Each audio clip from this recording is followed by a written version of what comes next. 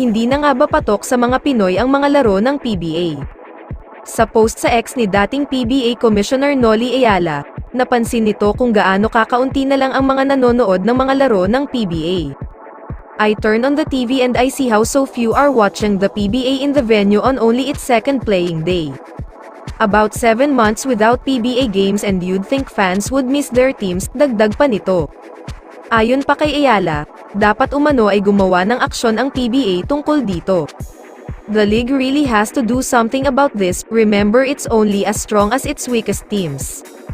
May hirit naman ang netizens tungkol sa post ni Ayala at sinabing dapat ay ipalabas na lang sa YouTube ang mga laro ng PBA ng libre. I thought the PBA had improved its viewership and interest when the Bay Area Dragons played. Kung may make the games available in YouTube Live start from there, then familiarity will come back to the fans. When people see that the PBA is still entertaining to watch, people will go watch it live. Also stacked teams are boring to watch, there should be parity. I'm a big BGK. Gusto nila malaligpas ang online viewership, may bayad. PBA should extend its reach to the people, it should be free in streaming sites such as YouTube or Twitch. Matatandaang noong nakaraang buwan lang ay inanunsyo ni TV5 President Guido Zaballero na ang A2Z na ang magiging bagong tahanan ng PBA.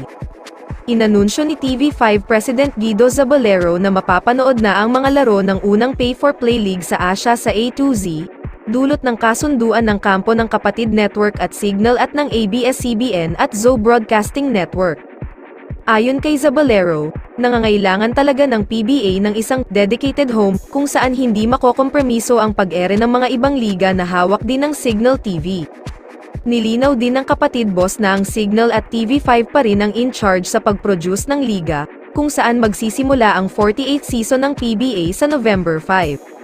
Sa inilabas namang pahayag ng Kapamilya Network sa pagsasaere ng PBA games sa A2Z, sinabi nito na ang hindi ipapalabas doon ang primetime bida programs at ilan pang palabas ng ABS-CBN tuwing Miyerkules, Biyernes at Linggo upang bigyang daan ang pagsasahimpapawid ng liga.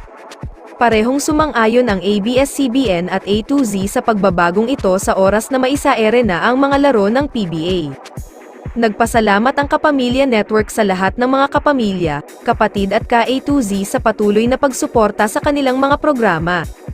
Tungkol naman sa mga palabas ng ABS-CBN na ipapalabas sa primetime block ng A2Z, ayon sa opisyal na account ng PBA sa X, may mga balita pa rin sa pagitan ng mga laro, na nagpapahiwatig na ang TV Patrol, ay mananatili sa kasalukuyang slot nito sa A2Z. Tila nagsisi naman ang A2Z na bitawan ang mga umiere na palabas ng ABS-CBN dahil sa pagbaba ng TV ratings nito.